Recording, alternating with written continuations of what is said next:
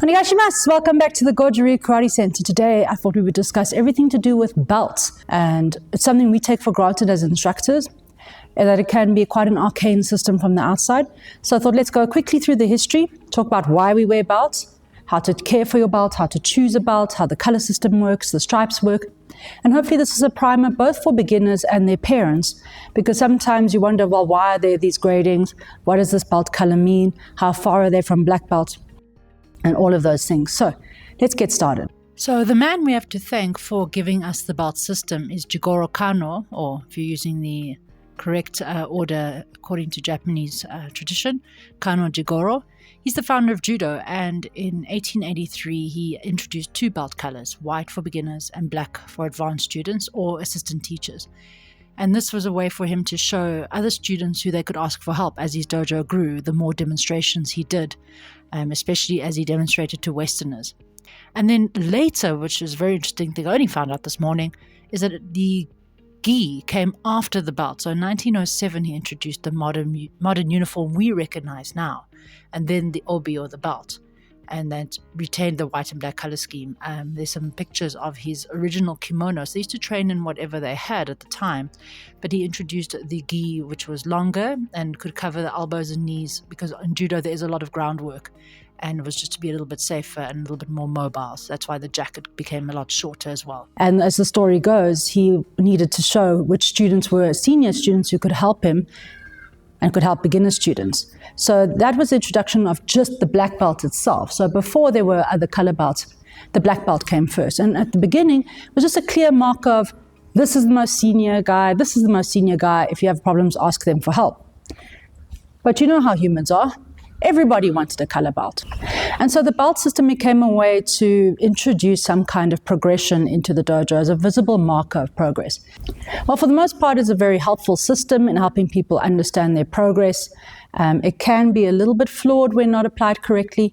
And of course, it's never going to be a perfect system, because not everyone is the same and not everyone has the same ability. So we try to mitigate that with different kinds of systems, which I'll get into later.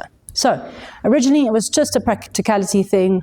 And eventually got formalized over time. More dans were added, and over time we came to have titles like Renshi and Hanshi and Kyoshi attached to certain belt levels. As always, I'll put some links in the description to show you my research, and if you want to follow this up yourself and get into the history of belts, it's actually a fascinating history. Right, how does it work? Everyone begins at white. For as far as I know, all styles begin at white. Obviously, there's a symbolic thing, it's the white to black, and it is a clear sign that this person is a beginner, and therefore higher belts know who is in most need of their help.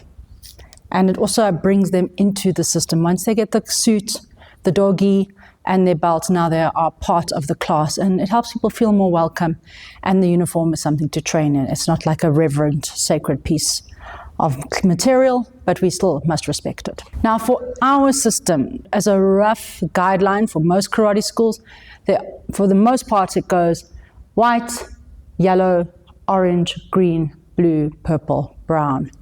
Junior black if the student is under 16, and then black belt. You'll see here we have a junior yellow. For the most part, this is the only junior belt we have. Some styles will have everyone under 18 wear the belts with the stripe through the middle, and adults will wear solid color belts. We just only keep it up to junior yellow except for exceptional circumstances. In between those belts, however, we have a stripe system.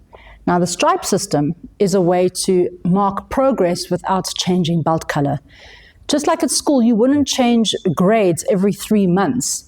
It's the same as karate. You can't change belts every 3 months because A, you'll run out of belt colors eventually, and B, we don't want 10-year-olds running around with black belts.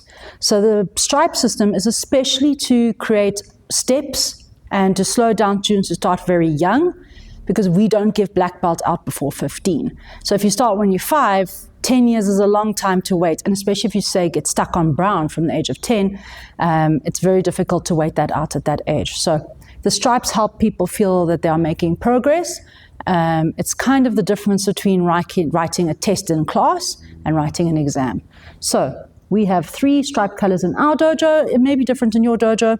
For us, it's 2 of these between each belt. This is for our cub system, 5 to 7 year olds. Red for everyone, 8 to 15. And then white, 16 and up, and our oldest student is 68. Depending on their age, they may have more or less stripes. So after a certain level, we only introduce, for example, from blue belt onwards, it's only 1 stripe per belt, but there are fewer gradings because there's more material to cover between gradings, so they need more time to digest what needs to be done before grading. This belt, the junior black belt, is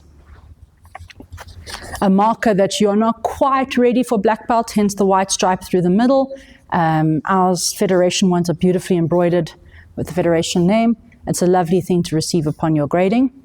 Then, our dojo has something different from the other dojos. Very few people wear this belt. This is our Uchi Deshi belt. Now, I was Deshi number 5, and Brian was Deshi number 6. So, this is what you wear for your 3-year internship in the dojo. It shows that you are on a new journey, that you are mostly a black belt, but you're on the white belt journey of becoming an instructor. So you won't see this anywhere else, as far as I know. Right, for parents, where do these stripes go on these belts after your precious angel is graded? So this is how we like to do it. Every student in their dojo, I hand letter their name in katakana on the front. I put their name on the back. From white belt all the way through. With instructors, it's a tip to learn your students' names a lot faster is having their names on their belts. And then on the other side, we like to see the stripes. So about that wide. What you can do is use a thumb between each stripe. It keeps it nice and tidy, and you stitch them on. Fabric glue doesn't really last. And I know not everyone has a sewing machine, but hand stitch does last a lot longer under the pressures of the belt. Another commonly asked question is, how long should my belt be? Now, I like a longer than usual belt. This is a 330 centimeter Shuredo size 7. It is the matte cut, well, not the matte cut, it's the matte finish. I'm not a fan of the satiny ones. They take forever to wear down enough so that the knot stays knotted. And I like a super thick, heavy belt. That's not necessary before black belt because you're changing belts usually every year. This is what I like to call an investment belt in an investment gi. This is my workwear. I take it very seriously. I'm a professional instructor, so I have a nice belt and a nice karate suit. But again, absolutely not necessary for beginners. If you are very serious about your karate and you've been in it long enough, absolutely treat yourself to one of these. This is something I dreamed of from the first time I saw one when I started karate 19 years ago, that to have my name on my belt. So I have my style, Goju Ryu, and I have my name, Zoe Jagahinas, on my belt in a beautiful sky blue. When choosing the length, you obviously don't want your belts to be too short because then it looks like bunny ears, but we also don't want them to be too long because sometimes they will whip up and hit you in the face. So a general rule of thumb is if it can reach your face when you kick, it's too long. So you can see here, it's safe. Whoops, sorry, Mike. Please do not buy into the myth that you do not wash your belt. It is nonsense. It's not a sacred item. It is not, a relic from the lost ark. It is a belt. And if you're doing your karate correctly and you're sweating, there's a lot of friction between your back and the belt. They pick up sweat. Please wash your belt, especially if you are training regularly. It's just part of your general hygiene and wear and care. You can toss your belt in with your washing machine. Just be careful. Sometimes they do tangle and they can get around other clothes. So toss them in with your karate suit or sheets, but not with anything a little bit delicate. I do have a short on how to tie your belt, but I'm going to quickly go through this one more time. For those of you who haven't discovered that video, I will link to all of our other karate suit etiquette videos and how to care for them, how to fold them, how to look after them. But this is just a primer. So, you ready? So, before you even tie your belt on, it's important to check the following. One, that this label is on the outside. It's considered very bad luck for your kimono, the jacket, to be folded right over left. For your karate journey or your martial arts journey, it's left over right, your federation badge on top. Make sure the ties are tied nice and tidily, but not too tight. Parents, please don't double knot them and then do a shoelace knot, because sometimes the kids, the jacket comes undone and it looks untidy, and then I've got to try and redo those knots. So please, as a favor to, or for all instructors out there, a simple shoelace knot will do the job. I'm showing you the fancy version. There are shorter versions linked over there, or probably over there. I'm going to show you the tidy way where you don't have the crossover at the back. So which means you need to separate your belt into thirds, rough thirds. Hold one end, pull your arm up, put that in your elbow. Now you have a part of your belt. Put that part on your belly button for now. Wrap around. She is beauty. Wrap around this way. Wrap around again. Come back to the front.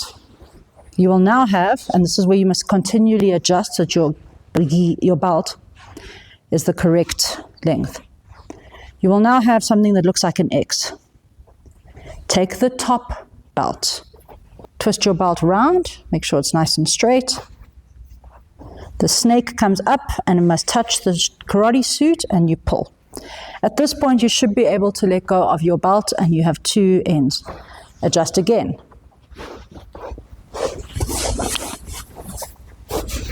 This attention to detail always matters. Take that top one. I'm going to make just a little bunny ear for now. Make sure you twist the belt as you go so it's always straight. Leave that there. This one, the other snake, is going to come up, goes through the bunny ear. Now, this part is important. In between the belts. So not in front and not completely behind, but in between the two belts, this one goes. Give a little twist, and then you carefully, and adjusting as you go. I want you to see how I do the adjustments. You can do them yourself. This one's too long, so pull that one through and that one through. And almost perfect. Ah.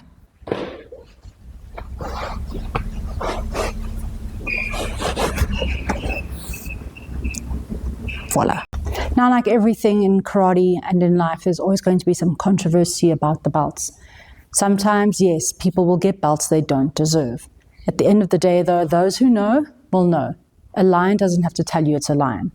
We can always see when someone's been overgraded. We can also see when someone's been undergraded. Sometimes a rank is just a rank.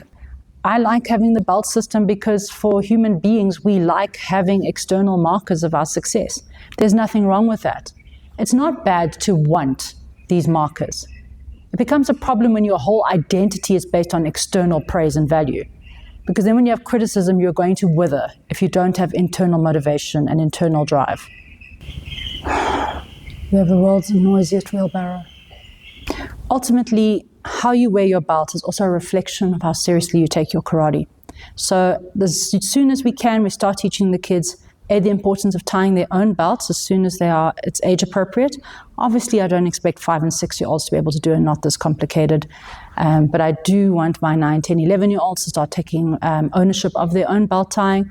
And from a certain age, I expect it to look like this when they come into the dojo, and for them to maintain overall a neat and tidy appearance, because those are the soft skills that karate teaches that aren't always imparted in other codes and in other sports and in other martial arts, because for us, presentation and how we carry ourselves is part of the discipline and the confidence that comes from doing karate. So parents, it's important that you insist that your child learns to tie their own belt, because it teaches them confidence and it teaches them ownership. It's also important to make sure that they learn to remember their belt and to remember to pack their karate suit, because we are teaching them important life skills, and to not bail them out when they forget to bring it to the dojo. Now, I will never stop someone from training because they don't have their belt at the dojo. We have loaner belts for that exact reason. And I would rather you were at the dojo in civvies because your gi wasn't dry on time or without your belt than sitting at home in your karate suit. So being in the dojo is important. And of course, everyone deserves grace. But we don't want to make it a habit of sloppiness and forgetfulness. So these are also some of the ways that we help neurodivergent kids start to develop the important skills of remembering, and how to remember to pack things, even if they need to make a list, even if, like me, you have to have alarms and reminders for everything. It takes what it takes to get the job done. And the belt is actually a really nice way for us to teach those skills in an environment that has very low stakes. If you forget your belt, it's not the end of the world. You forget your driver's license, you get pulled over, and now we have trouble. So it's one of those ways we are teaching students how to remember to do important things. So That's one of the things I love about being a teacher and about being a karate instructor for younger people, is that I can help them with these things. Just as important as teaching them how to punch is teaching them how to take pride in their appearance, how to make sure their karate suit is always nice and tidy, that they look the part, that they feel the part. Because sometimes you have to fake it till you make it. All right, that's everything from me today. If you have any questions that I haven't answered about belts, please do drop them in the comments and tell me about what belt you're on. I'd love to hear it. One of my favorite things when I go through our comments is reading, I've got my grading and this video already helped. I'm going for black belt, I'm going for green belt.